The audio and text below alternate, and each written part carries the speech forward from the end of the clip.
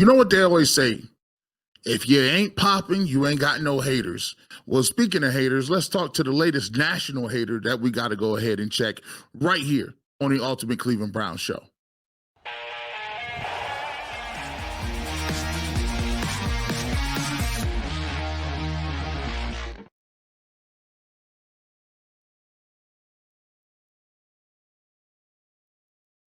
Welcome on into the fastest 30 minutes in all of sports. And of course, it's the Ultimate Browns right here on the UCSS Network. G. Bush with you, of course. Big time weekend, man. We had a nice weekend. The Cleveland Cavaliers act like they wanted to do something finally. They got a series coming up with the Boston Celtics, but you gotta give you your latest dose on the Cleveland Browns. And we got a great show for you planned as always. PFF is raving about Jamari Thrash. We'll talk about him and what he brings to the table. And we have some fan mail on the receiver position as well as Jamari Thrash and what you guys feel they can bring to the table. Also, we got some silence in Berea. We talked about the stadium. We talked about the receivers. We talked about the draft. We talked about everything with them. But one thing that's actually like really kind of strange, man. No talk of any contract extension for Kevin Stefanski or Andrew Berry. We'll talk to Aditi about what she thinks is going on with the situation, why there's a delay in that contract negotiation, and what she thinks behind everything going on in Berea with some of the silence going on. But first, you saw the thumbnail. You already want to know what we're talking about. We won't get into it right now. Colin Cowherd has the Browns coming in last place in the AFC North. Now, listen, I'm not too salty about the fact that if you're going to pick a division where the Browns could come in last, it's no harm in saying that the AFC North is one of the best divisions in all of football. But I'm going to tell you like this. For him, the reasons he picked for them coming in last is out of pocket. Yours truly was on with Sports for CLE on Cleveland.com, and I was talking about Colin Cowherd and some of the really crazy stuff he has always to say about the Cleveland Browns. Check it out here. Baltimore was the best regular season team last year. Argument the best run team in football. I think they're going to be great again in the regular season. Cincinnati gets Joe Burrow back. When Joe Burrow's healthy, he either wins this division or gets to the playoffs. And they've been noisy, a lot of noise I don't like with T. Higgins, but I like Joe Burrow a lot. 3, Pittsburgh. I think Russell Wilson will succeed. At what level he succeeds, I don't know. And I didn't buy Cleveland last year. I don't buy him this year. I think Kevin Stefanski and Andrew Berry are excellent, but there's things upstairs they have to deal with, and I think it's a really good division. G-Bush, it is a really good division, but that's also the guy that bought Ben Simmons being the next face of the NBA about 4 or 5 years ago and told LeBron James he could ride into the sunset. So what he buys, man, not that big of a deal. Well, listen, I remember Colin buying the Browns at the end of last year when we had Joe Flacco. And if you like the Browns with Joe Flacco, all we've done is upgraded at receiver. We get Nick Chubb back. We get the offensive line back. Oh, and if you like the Browns defense, which was arguably, and I would say, no worse than the second best defense in the league, we got the defensive player of the year back in Jim Schwartz's defense in the second year. Guys comfortable. I think we've upgraded the defensive tackle room. I think we brought back most of the guys that we had on that unit, so we're good there. So, for me, if you're buying and selling and looking around, I think that the Cleveland Browns, at worst, and you at worst are third in that division, at worst third in the division.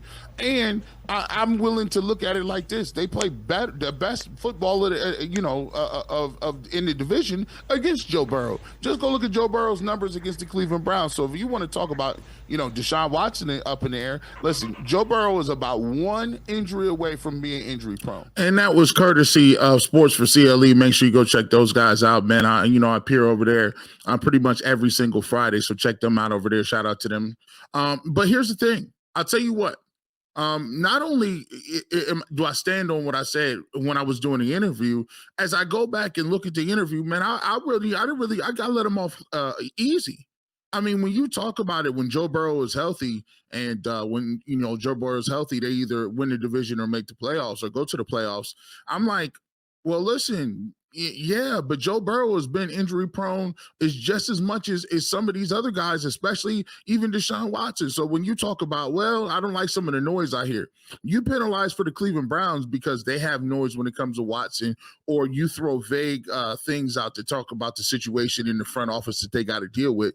But listen, Hendrickson just signed another extension with the Bengals a couple years ago. He already wants more money and is threatening to retire. T. Higgins is fed up, does not want to play for the Cincinnati Bengals, has been made it known. Joe Burrow is coming off injury. Oh, by the way, their defense is not as good as they used to be.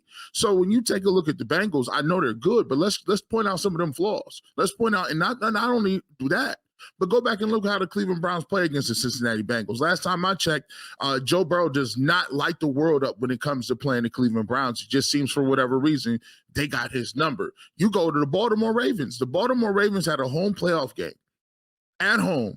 And for the rushing juggernaut that Colin Cowherd talks about, for them to be the rushing titans that they are, they sure as heck don't commit to the run when it comes down to the nitty gritty. When you had an opportunity to go against, you had Patrick Mahomes in your backyard in a rainy, nasty little day, you decided to go out there and be the second coming of the run and shoot Falcons and Houston Oilers back in the day.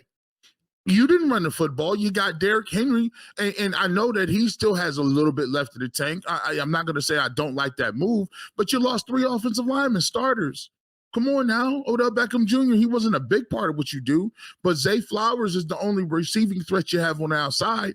So when you talk about the Baltimore Ravens, let's not act like they don't have some flaws as well. And Lamar Jackson does not seem to play that well when it comes to, guess what, postseason. He doesn't seem to be making the Super Bowl. It doesn't seem to be getting it done. I remember a couple of years ago when he won the first MVP, I believe, he lost to the Tennessee Titans at home. Same type of deal.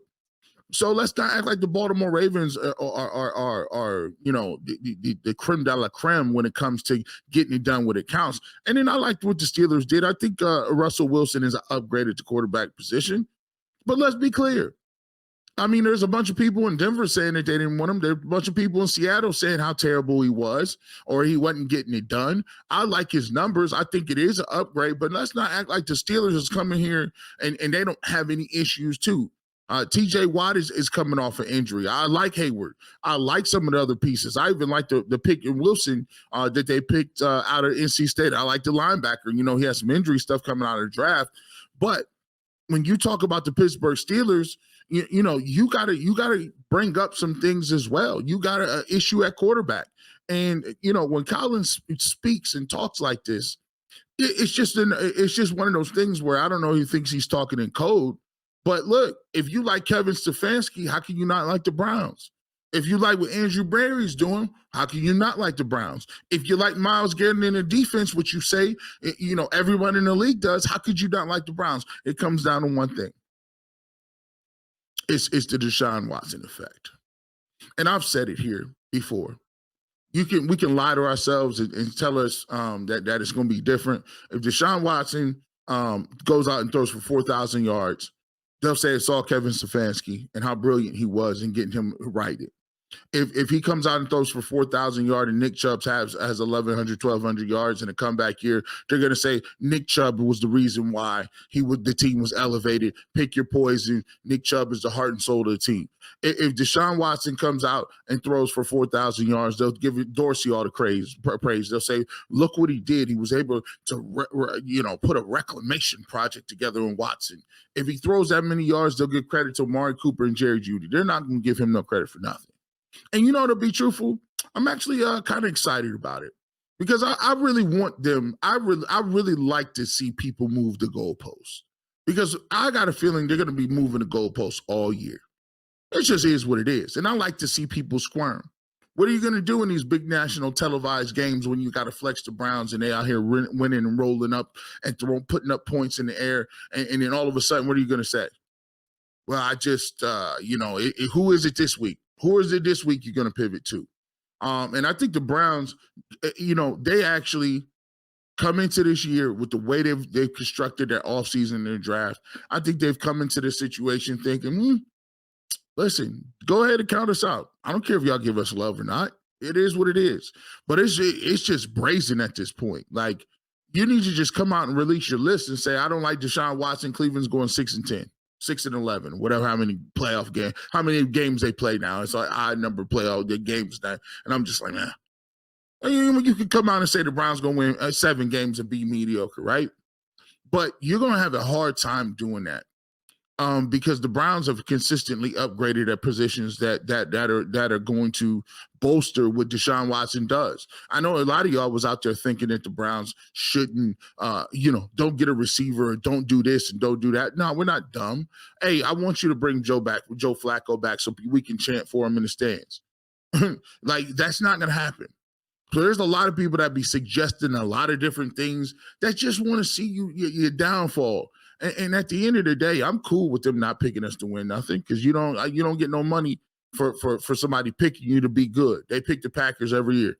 They pick certain teams that they think are going to be good every year. It's fine. I'm cool. I don't never got to go to Brazil. We don't got to play the first game in Brazil. Give me all 1 o'clock games and let's go out there and roll the dice and get it done. But this notion that the Browns are somehow garbage is crazy. Last place, like. Listen, there's no team in this division is going to go. It's going to be hard pressed to go 5-1, let alone 4-2. Last year we split. Every team splits in this division. Like, and it's no knock to everybody, because I still think it's the hardest division and the best division in football. But the reasons you gave for the Browns coming in last place, I just wish you would stand on it. Just go ahead and make the declaration, Colin. Just say you don't like what the Deshaun Watson move is, and just stamp it and keep it pushing. But you got to stand on that when the season comes. Just know that, and just understand what's coming with that. And with that being said, what's coming up next is, we talked about, Kevin Stefanski. Got 2 coaches of the years, right? We talked about the free agency and the drafts and all that good stuff. But somehow the owners came out and said, hey, the deal is getting done. The deal is getting done. The deal is getting done. I look around, the league calendar is moving right along. And Kevin Stefanski still ain't got a deal. We'll break that down, and you hear from Medina and think what she says. It's G. Bush right here on the Ultimate Cleveland Browns Show. It's playoff time in the NBA and the NHL. Baseball is in full swing, and FanDuel is your place to bet on every single game. Right now, new customers get $150 in bonus bets guaranteed. That's $150, win or lose. Bet on everything from slap shots to home runs to slam dunks, all on one app that is safe, secure, and easy to use. What are you waiting for? Visit FanDuel.com/UCSS and make your first bet an automatic win. FanDuel, America's #1 sports book. Welcome back to the Ultimate Brown Show. G. Bush in the building. Fastest 30 minutes in all of sports. You know what you got to do to get involved with what we got going on here. Make sure, guys, check out the hotline. We got fan mail and questions and comments. Make sure your questions are heard. Make sure your voice is heard right here on Ultimate Browns. Send your questions and comments by calling the Ultimate Browns hotline below, and leave a voicemail. Ultimate Browns hotline, that's 216-345-4433. Once again, 216-345-4433, and have your voice heard. Well, we talked to Aditi last week on the Ultimate Cleveland Sports Show, and we talked about it. And we talked about what's the holdup, what's the deal with Kevin Stefanski's contract. And she had some unique thoughts on it. Take a look at what she had to say, and we'll come back and we'll opine on that. I think we all acknowledge and recognize that there are some sort of competing theories in that building, whether a 5-yard run is efficient or not, whether this is a team that needs to pass more or not, what is, I'll use the same word, the most efficient way to score points. There's talk about, there's one philosophy, there's another philosophy, there's the managing of all those philosophies. There definitely was not a concerted, uniform feeling that the entire offensive staff needed to be completely remade after needing 5 different starting quarterbacks to get into the playoffs. After the year that the Browns had, I think that it was not necessarily this completely in concert decision. Oh yeah, we need to rip up everything. So is that why there's a delay in the extension? Because we keep being told it's going to happen, it's going to happen, it's going to happen. Didn't happen in February, didn't happen in March, didn't happen in April. We're into May now. It just, to us as observers, it seems like, what the hell's going on? What's the holdup? Yeah, but these things sometimes do take time. And I'm sitting here in Pittsburgh, and I know that there's supposed to be a Mike Tomlin extension too. Didi, she came on, shout out to her, and make sure you check out that episode. You can watch that on the Ultimate Cleveland Sports Show YouTube channel. But I come off like this. I give a little bit of pushback, right? And I'll give you an example. This is a personal example from the way I did things before I came and started doing media and different things like this full time. I worked in corporate America, and I was a team leader, and I ran a small team of individuals. And when you're basically responsible for those people in their production and their and what they're doing, you're held accountable as a leader to what those numbers and metrics are. So I'll give you a little story here. When I took over the team, our team really didn't have any really traditional high performing associates. Some of the associates came from different departments. Some of the associates were a little disenfranchised what the company was doing. Some of the people just were passing by looking for better jobs to look and be promoted to other things. So when I was there, they gave me a team full of new people. And basically, I didn't have that many traditionally high volume of performing individuals. So what I did is I came in and I helped motivate people. I came in and still continued to do what I needed to do. I went to motivate people. I went and started off promoting people. I did a lot of things to really promote those and to incentivize their job performance. So I went from a team that didn't have that many traditional high performers to a team that had the top 7 or 8 performers in the entire sector of our business. And so when I went for my evaluation and I brought the fact up that, hey, look, when I was here, look at the performance that these guys were bringing to the table, and these guys were quote unquote the people that that had some issues or people that may have had attendance or performance issues or were low performing, and now these guys were not only hitting the benchmark that you guys put up, but guess what? They're top performers amongst all the other teams. And so when you have, I believe at the time, 7 out of the top 10 performers in the entire business, I expected to come in and get a raise. I expected to come in and say, wow, look what you've done. But on the flip side, I was brought in and we talked about, those 7 performers are doing well. What about these 2 down here? And I looked around and I said, what? I looked around and I was confused. I thought this was a joke. I said, well, I'm thinking I'm coming in here for a reward or a pat on the back or at least a little raise. And all of a sudden you telling me, well, yeah, listen, you got the top 7 in the whole company, but these 2 right here, what's going on with them? And why can't you get them there? And what's doing with, and I was just like, I came away from that meeting thinking they don't value what I bring to the table. They're not seeing what I'm doing. And I understand that you also always got to go over your strengths and your weaknesses, right? But if you only talk about your weaknesses in a performance evaluation, people are going to say, well, listen, are you being blind to what I'm doing here with the 7 that nobody else could do? No other team leader was getting these guys to perform. I came in and got them performing, and I was right off. I'm new in the role. So what am I going to be able to do year 2, year 3, year 4 if you give me the leeway, if you give me a budget to incentivize, if you give me some different tools in my portfolio that I can use to continue to get better? What about interviewing? I want to be in on those interviews. What about the training schedule? Can we get these guys some training while they're in? And so all of these things I'm looking at, and I'm sitting back to myself in this boardroom like, yeah, let me get my resume updated. Y'all might not understand what y'all dealing with. Let me get my LinkedIn together. Cause y'all cats is really you acting like I'm doing something nobody else is doing. You say, G. Bush, what does that got to do with Stefanski? Well, listen, everybody is being quite naive about this. it's no coincidence that Kevin Stefanski has not signed a deal.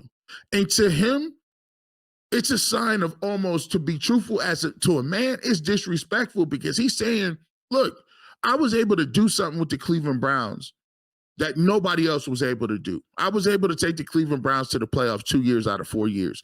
I was the coach of the year 2 years out of my first 4 years. You look around the league and you look around at these other guys who getting extensions, other guys that are getting cachets, other guys that are being called geniuses, right? And I did it with less. I did it with 5 quarterbacks. I did it with the Baker situation. I did it with the Odell situation. I did it when we had everybody out. And so the first thing you do when we sit down for your evaluations is you say, oh, first of all, your offensive coordinator, who's your boy, he got to go. Second of all, we about to bring a new coordinator in, and he going to call the games. Don't tell nobody yet. And by the way, we're not giving you no extension yet, even though you've done all of this. You have this body of work. And so for people to sit and act like, oh, this is a nothing burger. No, it's not a nothing burger. Like, every one of us have sat in regular jobs and felt like we've been disrespected. We felt like we've not been appreciated by the company, that our skill set is undersold, like that we putting in more work, getting less out. Like we putting in the work, we getting people to understand what we're trying to do. But at the same time, guess what? We not getting the respect. We don't have the most pay. We don't got the most anything, right?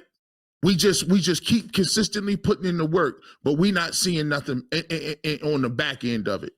And so, am I saying that this situation is going to come to a point where Kevin Stefanski is not going to be the Browns head coach? I don't think so. I don't think that's the situation. Do we think that Kevin Stefanski is not going to continue to be the coach? I don't think so. I would still lean towards the fact that he is going to get another contract and get it done. But I want to say something, though. When you got names around like Vrabel, when you got Schwartz around, when you got some of these guys with big names, don't act like at night that it ain't a 5% or 10% that's thinking like, man, am I really want it? Am I really appreciate it? Especially when you bringing other people in. It's just natural it's human nature. And so for me, I think Stefanski was taking so long, in my opinion, is the simple fact that he's saying, listen, there's certain things and certain guarantees I want in this contract. I'm not just about to sign up for nothing. I'm not just about to sign willy-nilly like I'm thirsty. I'm not thirsty like that. Because I'll play this year out and I'll walk. And he'll get another job. He can pick out the job he wants. Probably out of one of the 6 jobs that's open every single year through the grinder and the mix, which is called the coaching carousel. He'll get his job he wants. He got the awards, he got the accolades for it. I think there's certain things in his contract that he's not willing to budge on. I think he wants certain concessions. I think he wants certain assurances by the ownership group. And I think he wants certain level of power in the organization, in terms of player personnel, in terms of the direction of the team, in terms of a lot of things. So I think right now he's betting on himself, because if the Browns have a great year and they go to the playoffs, win a couple of playoff games, he's going to get more money, more power than he would at this current point. So I think he's betting on himself, and that brings the conversation full circle. With that being said, bringing full circle, man, we just had the draft a few weeks ago. I've given you my draft grades, but now PFF has picked up on what your boy G. Bush has been putting down. PFF has been raving about one Jamari Thrash, but there is some fans who are not quite sold on Mr. Thrash. So we got a little best of both worlds. We'll hear them both out coming up in our next segment. But first, let's get to our people at Monopoly Go.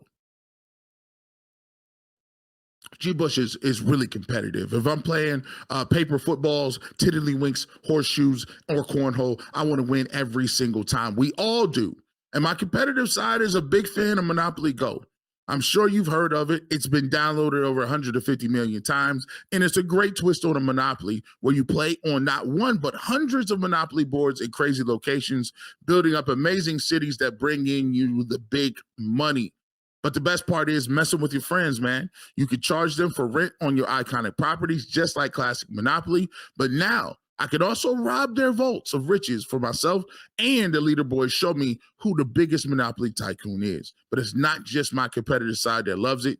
You can team up with your friends and people all around the world in time tournaments to earn huge rewards. So get into the game and join your friends. Download Monopoly Go, now free on the App Store or Google Play. Welcome back to the Ultimate Browns. One more segment to go.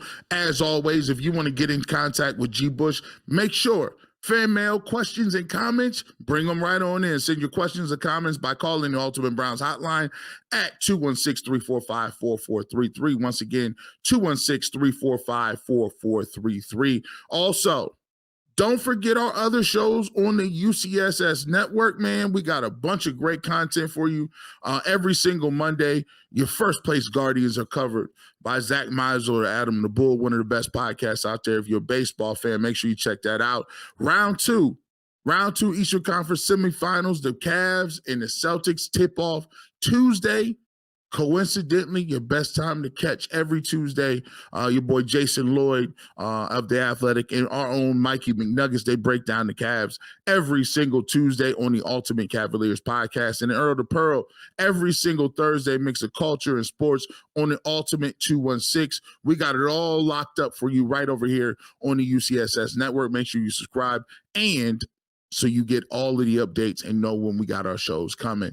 As we said before, Jamari Thrash, one of the picks that we talked about in the draft that I singled out as a guy who could be a sleeper. Make sure you check that out. It's in the playlist on the Ultimate Browns playlist. But I told you, Jamari Thrash is a guy that can get open and move around. It looks like G. Bush isn't the only guy with Jamari Thrash on his radar. Let's go to PFF and see what they have to say about the Browns wide receiver draft pick. Zinter, I think, is a good pick, even though it is a bit of a reach. The injury is probably why. And then I love Jamari Thrash as an addition. Like, they don't need him because they've already made moves, and that's a good receiving core already. But he could absolutely carve a role on that. Like, Thrash is a guy that was going to get completely overlooked in what is a stupidly loaded wide receiver class.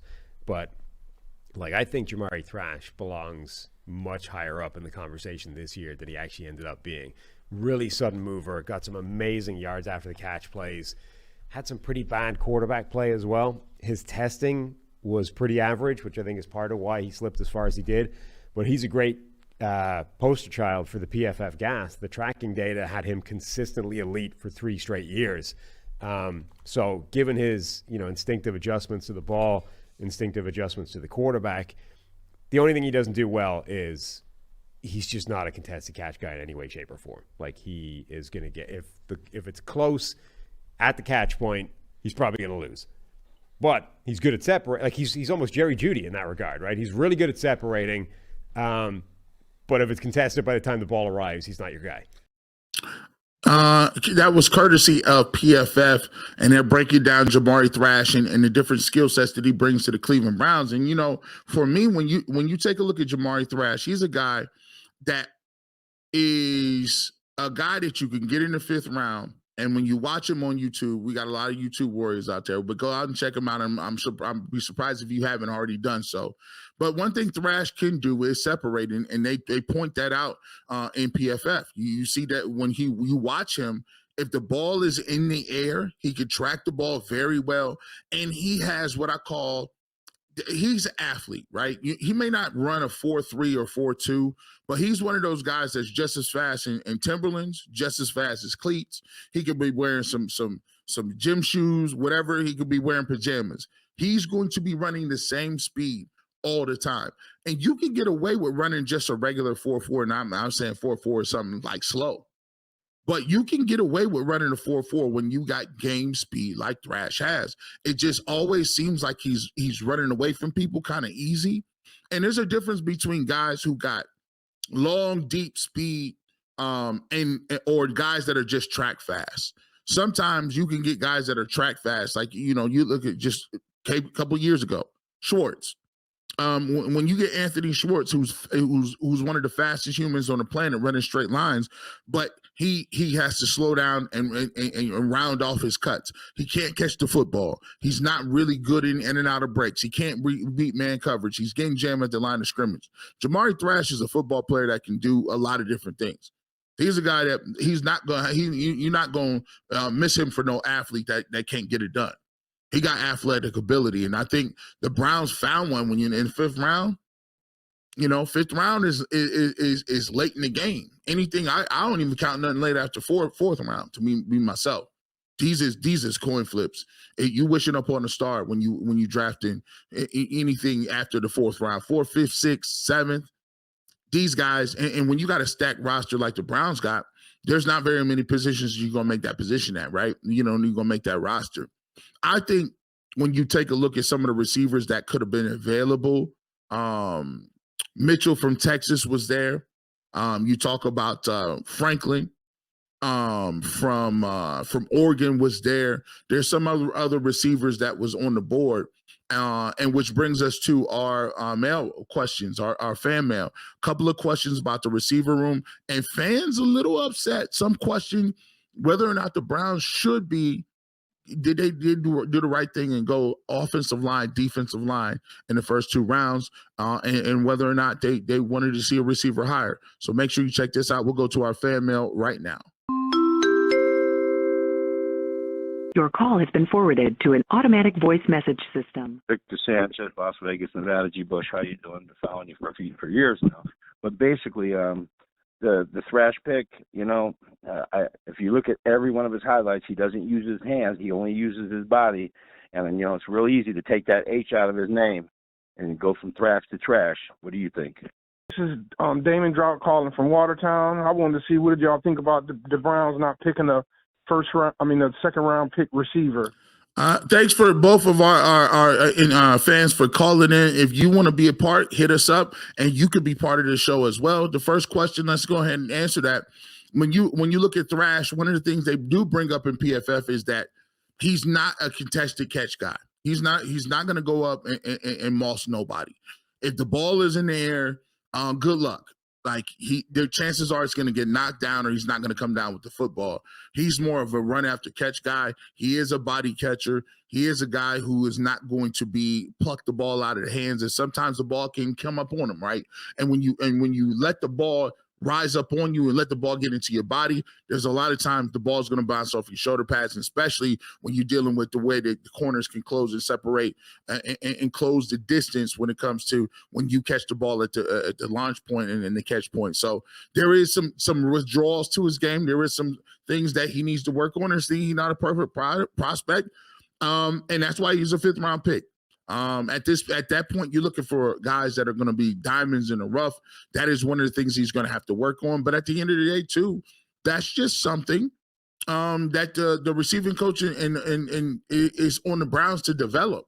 You know, you got to develop players too. Everybody don't come into the league as a finished product. So the Browns are going to just have to develop him, and they've done a pretty bad job, to be frank, out of developing their receivers that they drafted. Since Andrew Berry has been here, and that's one knock on them, is the development and draftment of receivers. So that's a valid point that you raise. For our second caller, asking, are you a little disappointed, or what do you think about them not taking a receiver in the first 2 rounds? For me, I would have took. I'm a receivers guy, right? I'm a guy who wants weapons, but I see what the Browns were trying to do when you go get Mike Hall Jr. You draft him at 54. He fits what you want to do. Think about it like this. This is a deferred draft pick. If he's 20 years old, which he is now, in a couple of years, if he'd have stayed at Ohio State, you could see him possibly being a top 10, top 15 pick if he matured. The Browns go ahead and kind of take him now. And to see what he can do and grow at 20. Andrew Berry talked about how, that was one of their rationale thought processes, and his skill set of being a guy that can really brush the passer, quick get off, quick twitch guy in the middle. When you talk about Zach Zenner, I can see where you're going with that as well. They like the guard position. They like maulers inside. Zach Zenner is one of those guys that come from a Michigan program that they're going to run the football. They ran it all the way down people's throat, even Alabama and Ohio State, right to a national championship. and he was one of the best offensive linemen in the entire country. Consensus first-team All-American, consensus first-team Big Ten offensive lineman 2022 and 2023. So you think what they're doing. They're looking to stockpile. They already got Luke Whipple out of Ohio State. They had him. He has 1 year under his belt. You see what DeJuan Jones looks like he's blossoming into, right? And so you get Zinner. If any one of those guys go down, Batonio or Teller, you got a guy that you think is a better replacement than guys off the practice squad. You get him some time. They think he's going to be a starter for him in the future. And now you can see how they're trying to stockpile linemen and retool what they got going. I think they like Thrash. Didn't have a 4th round pick this year, but they took Thrash, and I think they like that he can separate. You even hear, I don't know if he's going to ever reach that this year, but you hear the guys from PFF and the Sound talking about whether or not, he reminds them a little bit of Jerry Jeudy in the way he can separate. So I can understand what they were doing. I can also understand that people had, higher grades on some of the receivers, and this was a great receiver class, right? All-time great. They had receivers that were going 1, 2, 3rd round that it can be impact players for teams. So I can see why that was something for you as well. If you guys want to get in contact with us, just like these callers did, hit us up on our hotline. We'll be able to take your calls, and you may make the show. With that being said, you never know what's going on. Keep it locked. Thanks for everybody who's watching, liking the videos, our shorts, all of that good stuff. Continue to support us. Over 40,000 subscribers right now on the Ultimate Cleveland Sports Show. So salute to everybody out there that's holding us down and continue to digest, eat, and love our content. With that being said, it's your boy G Bush. You see behind me. You don't never know where I'm going to be at. I can be on radio, TV. Heck, I could even be on CNN. Who knows? It's GNN. You know what we do.